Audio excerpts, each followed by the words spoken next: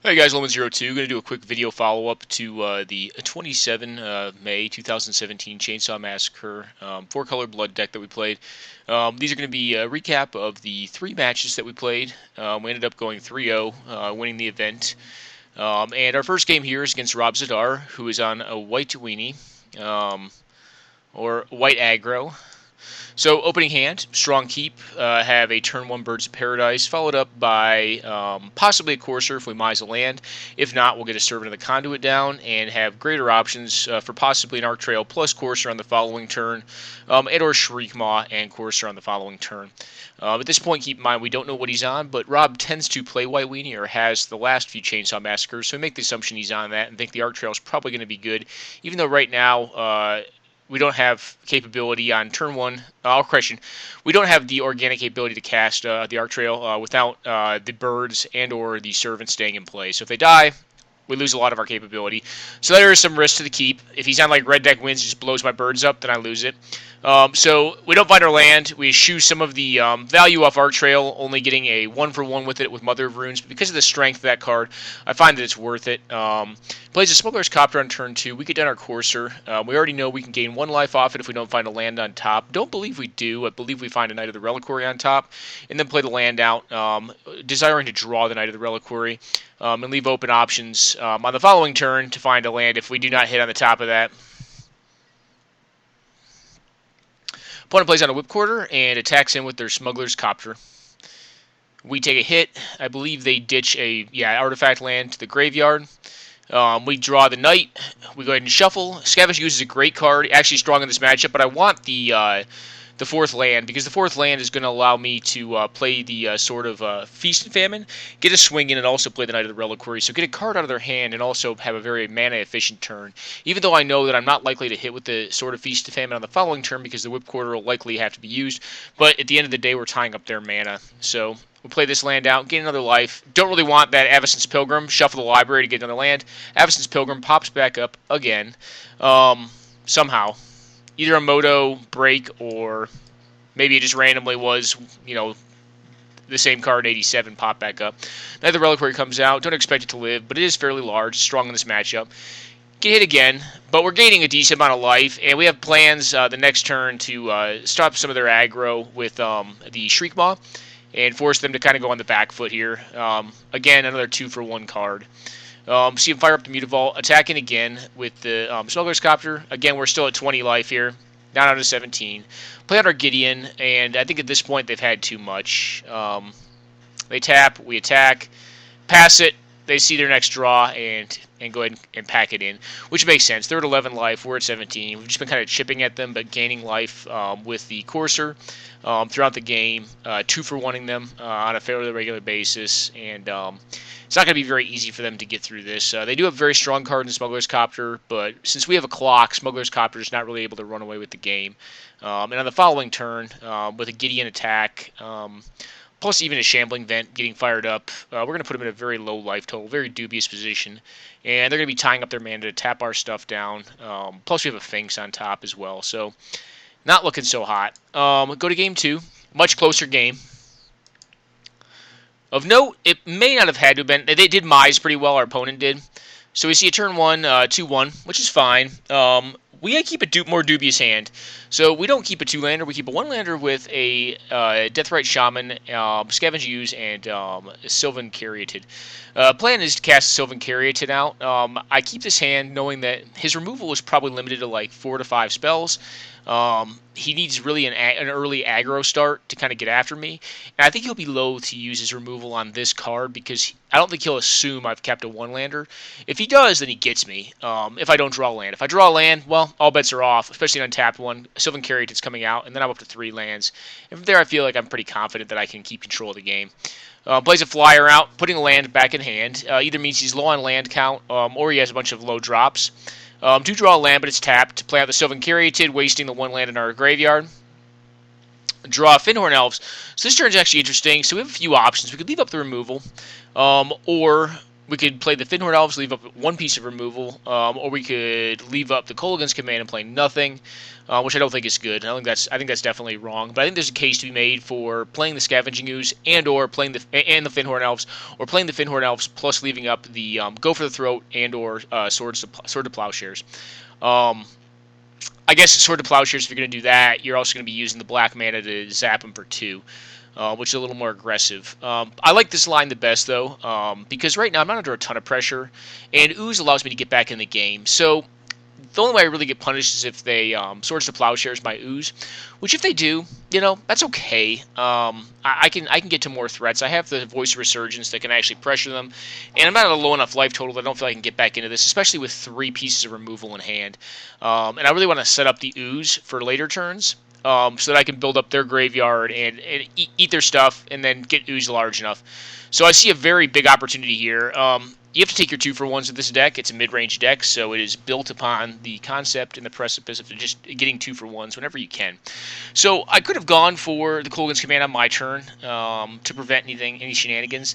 I don't, though, because of the power of trying to utilize their mana efficiency. So the one downside to Swords is they're essentially 5 drops because of the 2 to equip, and I really want to get all the mana I can out of him.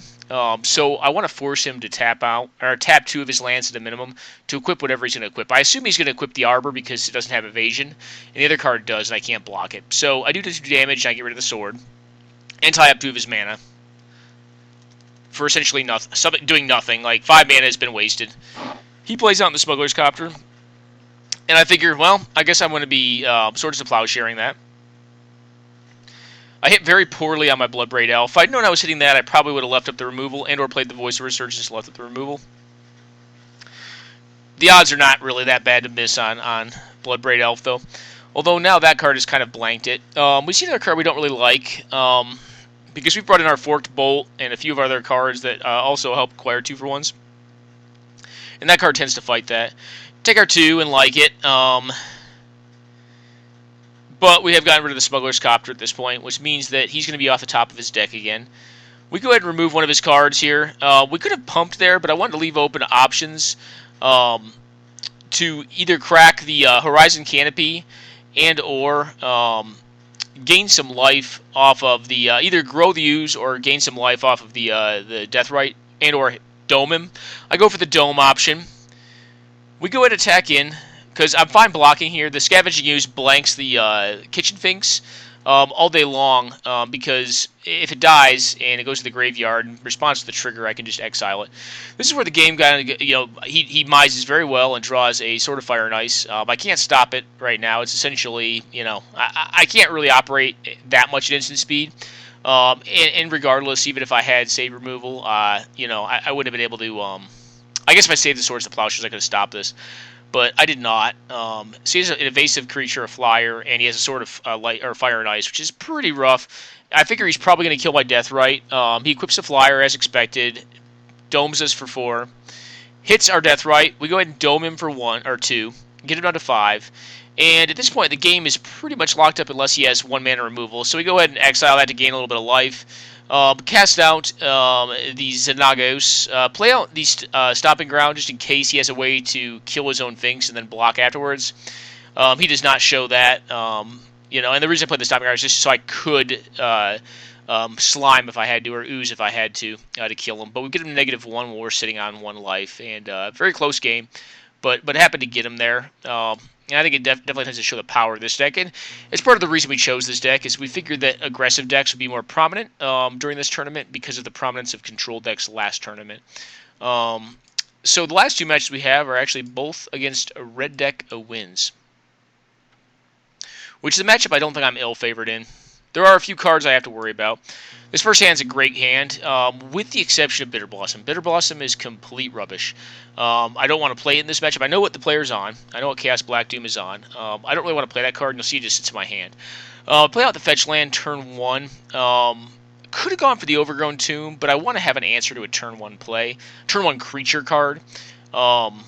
That's preferable to me, because I want to stop the early beats and then start forcing 2-for-1s with the Planeswalkers. Is kind of the game plan I have going in. And turn 1, yep, we have the second best 1-drop probably of all time. In this deck, it may not be the second best 1-drop, though, because there's not enough spells as there will be in, like, Legacy Burn. We go ahead and play out our Grimflayer, which is an awesome pickup because it forces him to use removal against it. I'm fine with that. I figured it would die, too. And I have the Kolaghan's command, which is nice. She doesn't play anything here, so what I end up doing is I figure this is about the same. I go for still go to 2 for 1. I get him to ditch the Lightning Berserker, which I would have blasted if he'd played, and I get my Grimflayer back. It's probably better for me if he tries to dash that thing and pump it to a 3/1.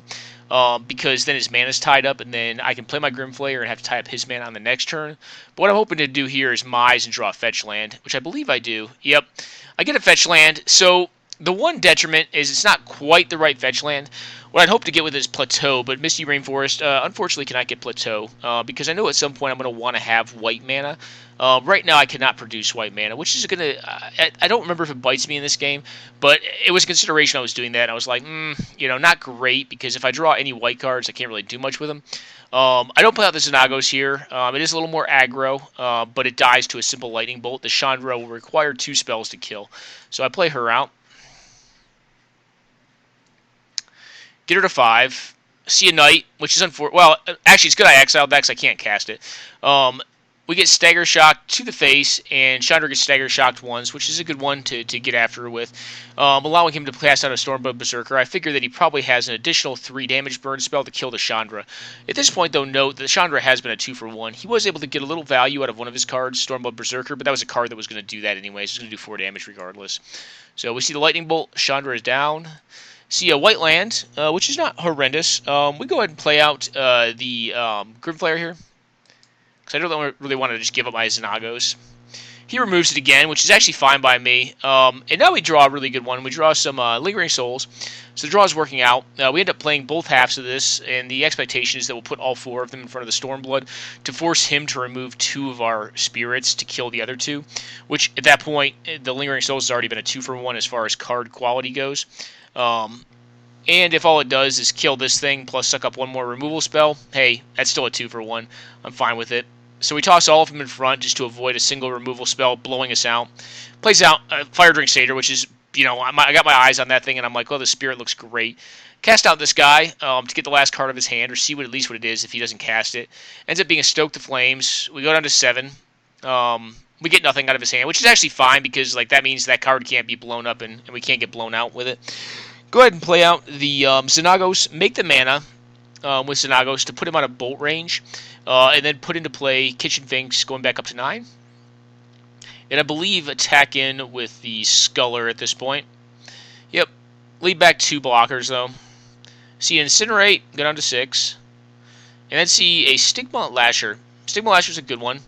I'm going to leave the land in hand from this point forward because I don't want to get... Well, I mean, I already died to Price of Progress, but if I can gain some life in between, I'd rather not, have more non-basics out there. He cycles, finds another land. Stinks to be him. Block with a Spirit. Now, this is a great pickup. So, I consider just fighting here. I actually don't do it. The reason I want to save this card as long as I can is, one, I either want to get a 2 for 1 with it, or I want to be able to keep myself safe against Price of Progress. Price of Progress is one of those few cards that you can just Mize and kill me instantly. It does 8 damage right now on the board. That's why I left the Plateau in my hand. So we go ahead and attack with 2 of our creature cards. I believe the Finks and the Sculler. The Sculler trades, still does the damage. And all he's got now is the Stigma Lasher. We see a Zergo come out. I'll just block Zergo, that's fine. And then we see this, and this is a card that wins me the game on the spot. I know he's a 0 card, so I have nothing to worry about. And throughout most of the game, we had Dromoka's Command that can do 2 things. One, it can either destroy Blood Moon and kill a creature, or it can it can basically prevent all the damage from Price of Progress. It's a very strong card in this matchup. Go to boards, pull in a few interesting ones. So I believe we board in, let's check it out real fast. I believe we boarded in Duress. Yeah, it was Duress, Burnt and Forged Tinder, the Kithkin Protection Red card that can be sacked to stop all damage from 1 spell source. Brought in Golgari Charm because it deals with enchantments and it deals with little creatures. And it can regenerate, which may not be irrelevant. It's just a flexible card, and really it was the enchantment component to get after Blood Moon. So if I got Blood Moon, I can get rid of that thing. And we brought in Obstinate Baloth. Going out was the sort of Feast and Famine. I don't think it's great in this matchup. It's a 5-drop, so it's just slow. I actually brought out the Chandra, even though it did good work for me. I got a 2-for-1 out of the opponent last game, but it's harder to cast, and it doesn't like put something on the board right away. It is a card engine, but it doesn't like put something on the board. You know, it can -4 and get something, but like if I'm minusing 4 to like kill like a Rakdos Cackler, like is that really where I want to be for 4 mana? Probably not. I don't really personally want to be there. I don't think it's good enough. Bitter Blossom came out for the Golgari Charm. And then Duress went in, and I believe the other card we removed was Bob. Yeah, Dark Confidant.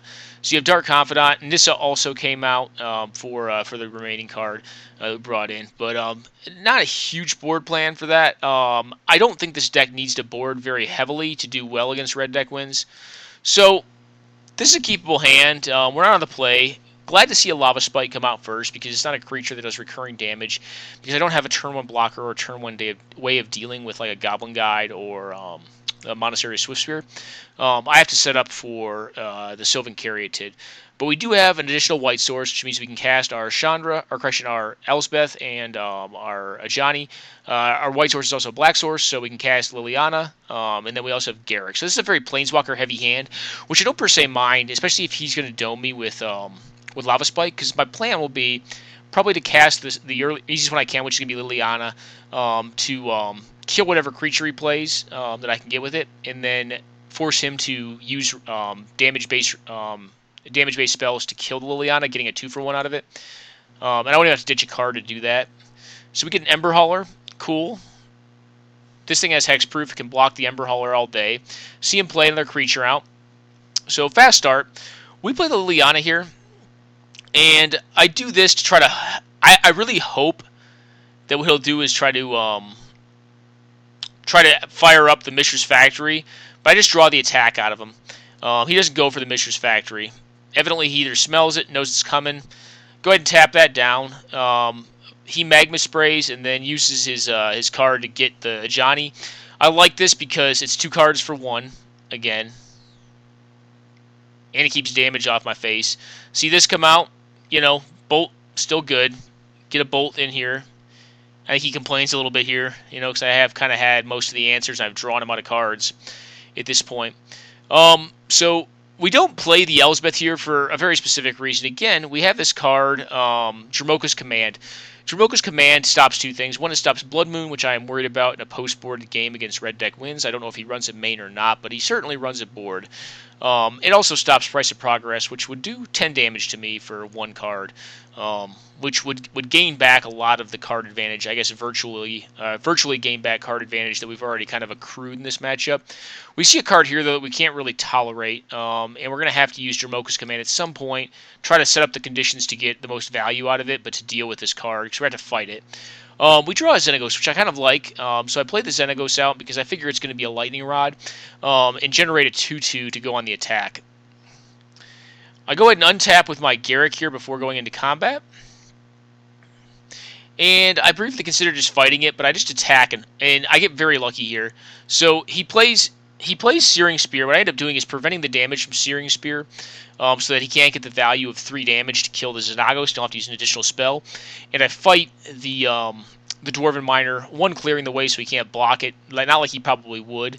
And also just getting a problem card off the board that would have been many for wanting me on my mana base. Although I don't know if that's per se a winning plan at this point, because I kind of have board dominance, and if he's doing that, he's not using his spells on my Planeswalkers.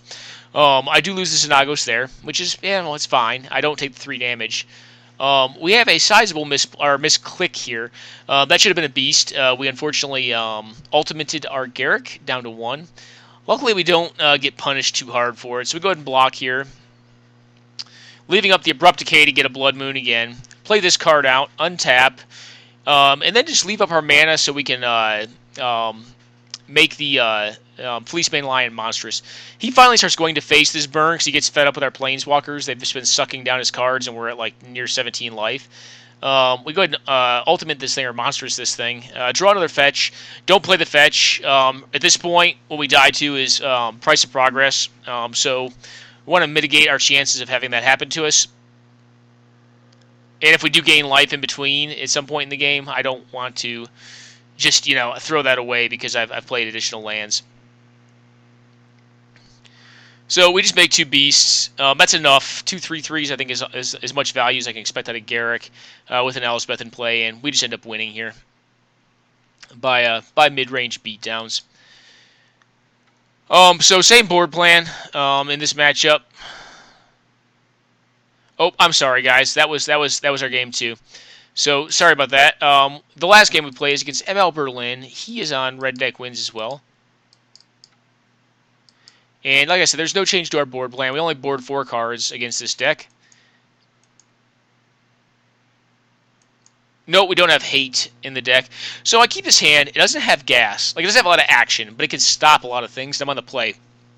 So I can play the Sandstep Citadel the first turn and then have any of the other 3 cards up on the following turn. And Abrupt Decay gives me an interesting option to answer Blood Moon or any problem enchantments that he may have.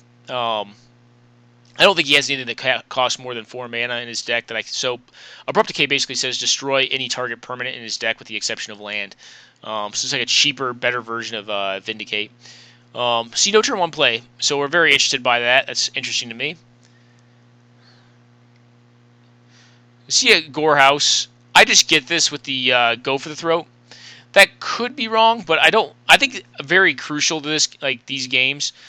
So I think one of the interesting things about Red Deck Wins that this matchup is you don't have the opportunity to be as discerning as you would be in a mid-range matchup or a slower aggro matchup on what removal you can use because they can do so much damage so rapidly that when you are that extra 3 damage I take off the Gorehouse Firewalker or Chainwalker to use my Arc Trail would have left me open to an additional 4 damage off the land through Hellion, which would have been 7 damage total right here. So I think, generally speaking, if you have the ability to answer what's in front of you, unless you know or very highly expect a more pertinent threat that you need to answer with it, I think you generally use it. Here we go ahead and use the Terminate, which we drew, so we mised well. Draw another Reliquary, which is good because I can play this out. I expect it's going to get shot with a lightning bolt of some sort. It is kind of a lightning rod. It does, which is fine because it's not going to my face. I just go ahead and get that thing. So this is actually an interesting play. And some of this, so this is a very techie play. I don't know if you caught the Arc Trail play, but it was interesting to me because I only have 3 lands. So my thinking is this: he played out the Monastery Swift Spear. He burned off the Knight of the Reliquary with Incendiary Flow, but he didn't use it in a 3rd spell to pump it to a 3/4. And I think, knowing ML Berlin's playstyle, he's kind of greedy that way. And I expect he's not holding a burn spell for value, like to kill, for instance, my Deathrite Shaman. I think he just didn't have any. So I could have used the Abrupt Decay, which is a far stronger spell by my estimate in this matchup. But I opted to use the Arc Trail with the risk of getting blown out by something as simple as just a shock. If he casts a shock there, my Arc Trail does nothing, but just gets thrown in the trash.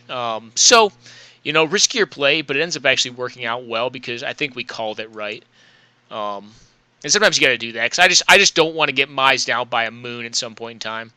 So if I had a Scrubland, which is good, I play out my Lotus Cobra finally, and then I opt to play out the Sword here because I figure if he has a Blood Moon, he has to also have 2 pieces of removal to get the stuff I have in play right now. And if he does not, I'm just going to equip one of these things up and force him to remove it. I debate on using that to dome him, but I don't do it because, again, I want to leave up the Abrupt Decay. Same thing here. Honestly, I probably could go for the Tasigur. But if he has the moon, then my mana's dead. Although at that point, he's at 2 life, and probably losing the game pretty horribly. But I opt to leave up the Abrupt Decay just in case. I don't know what it is he could have. I mean, Ball Lightning could be critical in some sort of weird play, that involves Ball Lightning, Price of Progress, Fire Blast.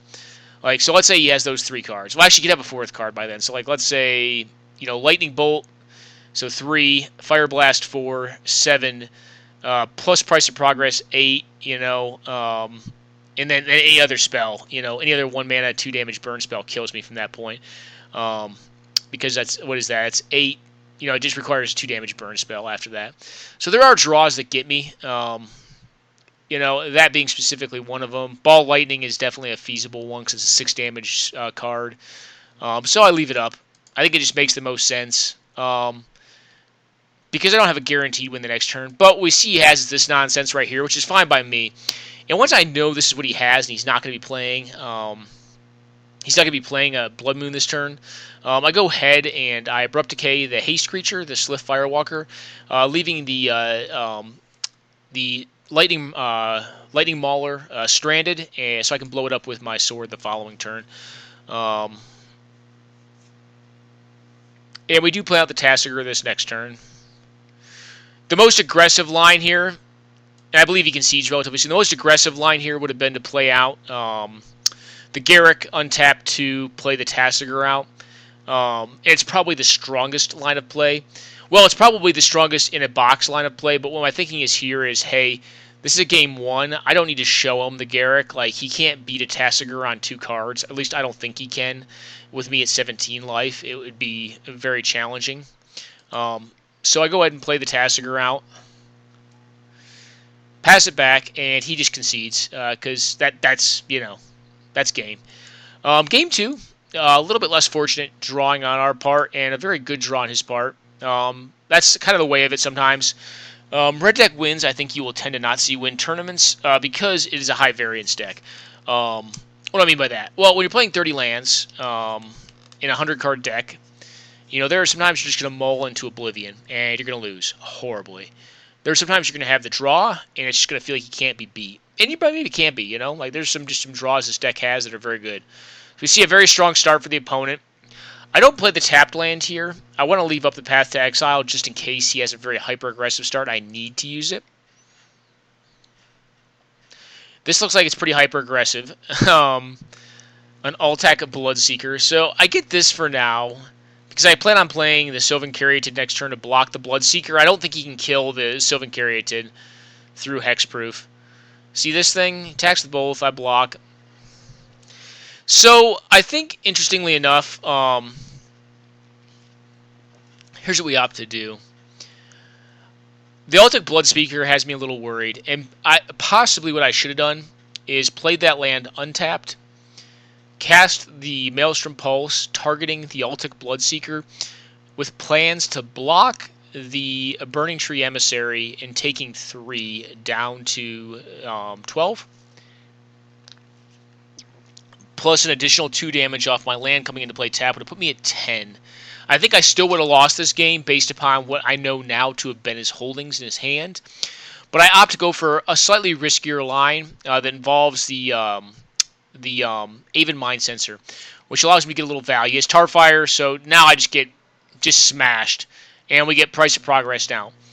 Well, given that, the other line would have been to kill the Altic, block the Burning Tree, take 3, be at 10, get Price of Progress down to 4, him on 1 card and mising every turn. I don't think we're likely to win that, because we actually are at a virtual 3, because when the Keldon Marauders goes away, I go down to 3. Yeah, I don't think there were outs in this game. We could have also gone for the Bloodbraid Elf and hoped to mise Finks. And is that even good enough? I don't know. The Altic Bloodseeker just gets huge, and that was kind of the concern I had is, with the Altic Bloodseeker in play, playing the Bloodbraid Elf just kind of plays into that, I feel like.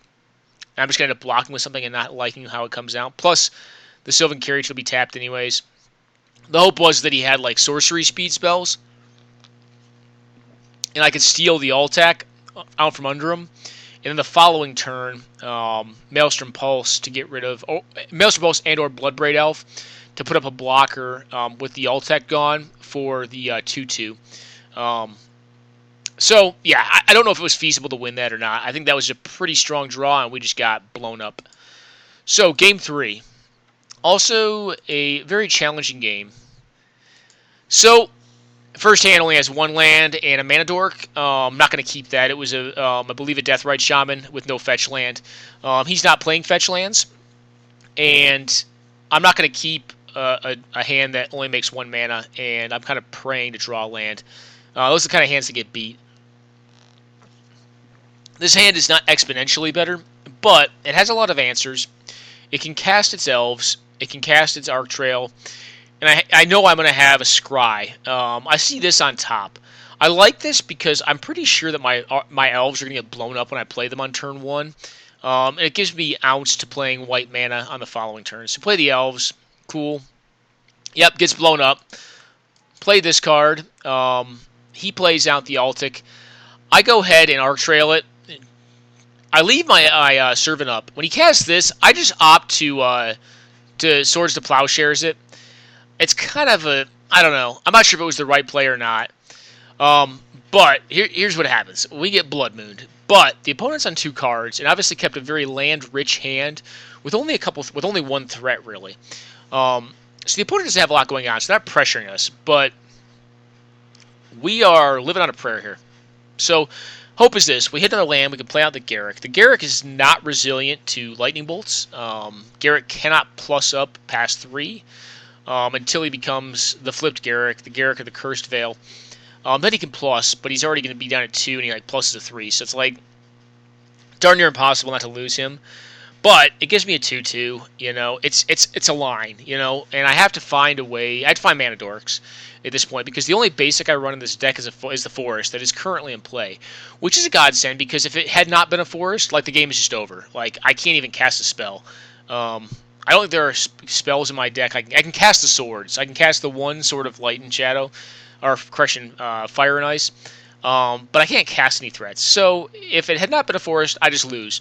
The reason I play it out is because 1, I can cast this Garruk, and 2, I can cast Lotus Cobras, Llanowar Elves, stuff like that allows me to fix my mana through a Blood Moon, which is also why the cards are in the deck. But I figured they can get removed. So I do draw well. I draw birds. It gets blown up by a Tarfire or a Magma Spray or something. Magma Spray, yeah. Draw a Go for the Throat. Not good. Doesn't do anything. Draw a fetch land. Play it out. Obviously, Price of Progress still blows us up here. So we get Rift Bolted. And he plays a Blood Knight. Can't do anything about the Blood Knight. Take the damage. He fire ambushes our 2/2, which is very aggressive. I'm like, wow, I don't know why you would do that. It's just a 2/2. I think he wants to save some of this stuff that he's kind of using fruitlessly. And I think he did need to get rid of the Garruk. I think if the Garruk just gets to make 2/2s every turn, that'll eventually overwhelm him. Eventually, being the operative term. Or it could have just fought the Knight. And actually, I probably would have just fought the Blood Knight, because that's a card. That's like a 2-for-1 right there. So he keeps on banging in there with his Blood Knight. I do find another elf, so I'm pretty happy with that. Now I have 2 green mana, which means I can cast the Eternal Witness and hopefully get back the Arc Trail and blow up some of his creature cards if he plays another one here. Alright, for some reason he did not dash that in. I guess he wanted to... he's probably expecting that he just can't lose this game. When in actuality, he can. It is not improbable for him to lose this game. It's not very likely for him to lose it from this position. But we kind of hold on. And I think there are some critical misplays he makes throughout it. I think, one, we already saw the fire ambush. If that had gone towards the elf, that would have been so much better. Here, we make a dicier play. So, this is an interesting line to me. I figure that he's run out of removal. I also figure... So, this decision is twofold.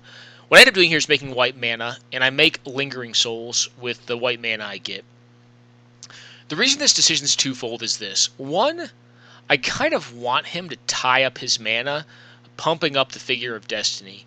I figure that within 2 turns, I can draw an additional land that I'll need to make the black mana to Go for the Throat it. And also, I want him to make it a sub-game. I think he's banking on this card. because I'm at 16 life. He's on 2 cards. I think he's really relying on this figure to get through at some point, and I think it's going to make him play silly because ML tends to be a little greedier, as we've seen with the Fire Ambush. And I think these spirits may take attention away from my Lotus Cobra, which is actually the card that I need to stay in play. This card allows me to fix mana in conjunction with the green mana that I've already gotten. If it goes away, the game plan that I have becomes a lot tougher. So we end up making white mana and go for the Lingering Souls, which gives us a little bit of time. The other piece to it is this. If I kind of make it so that he wants to go all in on this Figure of Destiny, it taps him out on the following turn, and it allows me to start chipping in while he attacks into my tokens for like 5 and 6 damage each turn, which can get me to a position where I could kill him. Well, he's kind of playing this sub game of making this Combotron, Figure of Destiny really big, so that he can try to like one-shot me with it. So that's kind of the thinking I have. Plus, I just figure I got to mize a land. And I know I've got to get a little lucky from this position to win, but I've already had to get a little lucky. And to win this game, I think I need to be a bit fortunate in my draws. And right now, he's not getting so lucky. He's drawing junk, which happens. That's how these decks can lose, because the overall card quality is not great. And there it is. There's the land we were hoping for. We get the black mana from it. Do have to take a hit from the Ankh. But we get in there for what we assume is going to be 5 damage. We see he's been holding that, and I think he is probably quite upset that he didn't do it before, because that kind of allowed me to blow him out of the game. We also, Mize like a champion here and just draw a Tarmogoyf, which is a 5/6, which is like pretty much untouchable outside of cards like Fire Blast, or Wither effects. We get him for our 3 here, putting him to 7. He draws for his turn, realizes he can't beat the Goyf in time, and just concedes it. I think for him it was pretty much... even if he draws Price of Progress, he'd still have to have some decent cards. That'd be 4 more damage required, so probably he'd have to be maximizing all 3 cards. But the 5/6 is enough in conjunction with the other 2 cards to make him pack it in, and we get him here. So, interesting game. Kind of cool to win through a Blood Moon. I don't think it's common. I don't think we were favored. Once the Blood Moon hit, I think we were probably like less than 30% or around 30% to win. But I think due to a couple things. One, due to the line of play that our opponent took. I don't think our opponent played this optimally. If they wanted to maximize the impact of the lock that Blood Moon had on us, I think they were a little greedy with their Fire Blast, and I think they were greedy with their Fire Ambush. I think they needed to be more patient and maybe take a couple points of damage in the short term to eventually get long-term control of the game. But they were not, and we were able to capitalize on it. And I think some of that comes down to us also knowing how ML Berlin tends to play. I think if there's any plays that could have been debated on our side of the board, it was definitely the Lingering Souls play. But I definitely stand by that play. I think it is a little techy, maybe counterintuitive, but knowing his play style, and also understanding this deck well enough to know that it's very likely we'll hit a land in 2 turns, and if we can tie up his mana, we can chip him low enough on life total that we can win with the crappy creatures we assume we're going to be able to cast for the rest of the game, because we're not going to be casting some of the better creatures in the deck. We're not casting Anafenzas, given this mana base and the constraints it's under with Blood Moon. The best we can hope for is like a Sally Pride Mage, possibly, with a land. And or like our Dramoka's Command would be good, or Golgari Charm would be good if we can find a land with it. But, other than those cards freeing us up from underneath the moon, we have to rely on our green cards to win. And we just happen to get lucky. I think we set up conditions for ourselves to get lucky, and we got lucky and found the Goyf, and we just needed a beef stick and got the job done. So I hope you guys enjoyed this recap of our play over the course of this 100-card singleton event. This, again, is the Chainsaw Massacre. It's played every Saturday at 15:30. You can register for the event on gatherling.com. I say again, gatherling.com.